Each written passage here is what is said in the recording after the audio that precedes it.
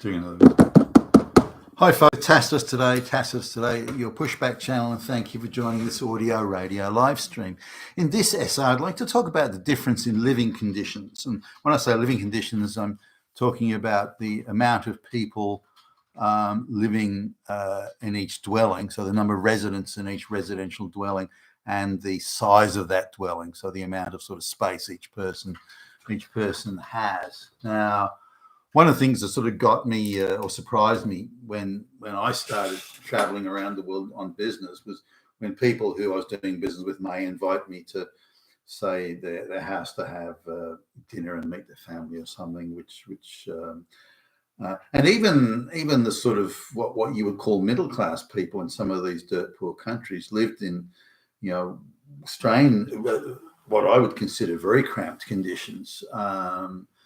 So they've got sort of a one-bedroom apartment, and the children, the young, I'm just thinking of one here, the younger children, they're sleeping in cots that are really in the lounge room. There's a small kitchen and like a lounge dining area that's pretty small. And there's the one bedroom and a small.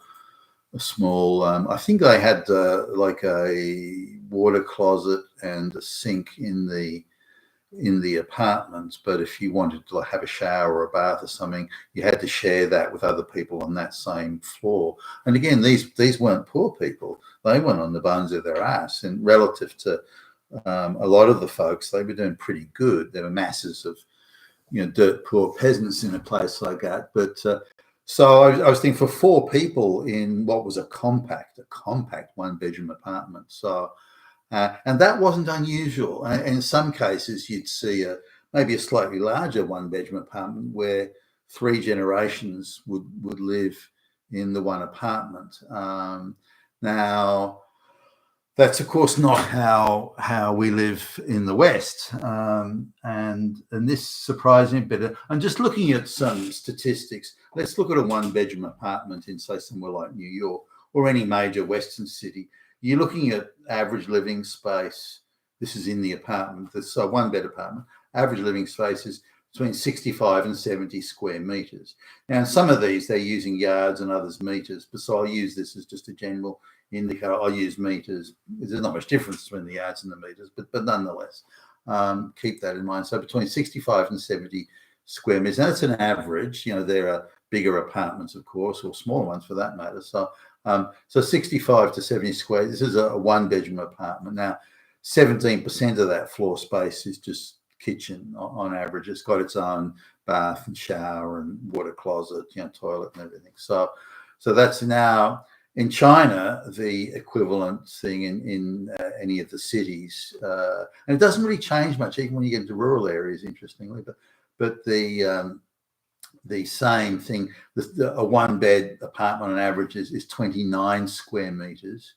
Some numbers have it as high as 32. So consider that as well. So 29 square meters, and a significant number of those. By the way, that's double what it was 20 years ago in China. It seems to have plateaued recently. But this is even there in this 29 square yards. Again, this is one bed apartment. They're frequently over half of the apartment blocks. You have to share bathrooms with one or more neighbours and kitchens with four or more neighbours. That's more than half of them. So ones that have its own kitchen, its own bathroom, shower. Some have a water closet, but not the rest, or they've got like a small basin sink for brushing teeth, washing hands, that sort of thing. But if you want the toilet and the shower, you have to share that. So that's the now. In say India, the cities of India, a one-bed apartment is between 8 to 10 square meters. I mean, that's fucking minuscule, but they still managed to, I don't know how, managed to fit like 4 or 5 people in those. But if you consider in the West, an average prison cell has 5 square meters per person. So you give an idea how cramped it is in some of these third world countries, and how that's just how. If you look at an app, and I've in the thumbnail, you can see an African village. So African village, their rural village, they'll share one hut, and remember it's one room. There's no real sort of kitchen there. You just cook outside on an open fire, and you just go off into the bush to perform your ablutions, and you've got to go to the well to get the water. So it's not like it's running water, electric lights, or anything like that.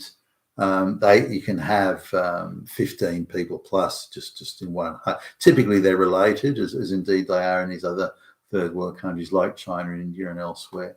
But look, this this is the difference in a one bedroom apartment in New York, say, or a big Western city is 6 to 7 times bigger than a one bedroom apartment in India, an Indian city. And there's only 1 or 2 people living in the New York apartment, where there can be several people living in the one bedroom apartment in India. Now, so when when you look at the third world people coming to Australia and they're living 17 people to a 2-bedroom apartment, a compact 2-bedroom apartment, or they're living 40 people to a 4-bedroom house, and they're stuck in the garage and sticking out of everywhere. A guy I know was installing solar roofing systems, and he commented on, when he goes to places the Chinese customers, Chinese or Indian, how he notices that the entire floor is just stacked with mattresses, and clearly it might be a 3-bedroom house, but there's no question there's 25 people that are sleeping there and living there. And you think, how can that be? How can they all fit in? But it's not that different from how they had it in the countries that they came from. So they're quite used to this living. And in Western Sydney, which has pretty much been taken over by Indians, or parts of it, they've got no problem living 3 or 4 generations in one house. So they get these quite large houses that might have 6 or 7 bedrooms in them and 3 bathrooms and this sort of thing. And this is paradise compared to what they're used to. So the 3 or 4 generations live in the one house, and economically it's quite an effective unit, because all the adults can work, the kids go to school, the geriatric grandparents prepare the food and run house and keep that going. So everyone contributes to the overall sort of welfare and well-being and economic success of the entire family unit. So a wider family unit in the case of multi-generational. Now, it may be that you look at the amount of people and say that in average in New York there's 30, in living space terms, there's 30 square meters of living space per person. Now I'm sure that varies. That's an average, by the way. That varies. Whereas in India it's 2.5 square meters per person.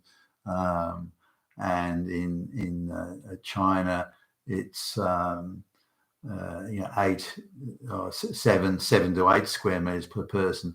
So we're effectively being squeezed through increase in prices for real estate, which is all artificial. It's not market driven, even slightly market driven, and other cost of living pressures such as energy and so on, food, where the only way people are going to survive, and this is even affecting people today, the only way people can survive is having multiple incomes per household, much smaller households, and communal living. So you've got to be able to be living with your brothers, your sisters, your aunts, your uncles, your parents, or second cousins, or something. You have to live communally, because that's the only way. And I think it's going to get worse. I think not only will purchasing power of paychecks decline, but the amount of jobs that pay anything other than absolute subsistence wages are going to be already the majority. Will be more of the majority. There'll be very few. I'd be surprised if in 20 years' time in the West there's even 5% of jobs that pay enough money for any sort of semblance of living, of independent living, and that unless accommodation turns into little cubicles or something like that, that it's going to have to be communal living, and I would suspect that'll be the way things will go, and that people will be forced to do that through the tax system and various governmental threats. I think today, for example, we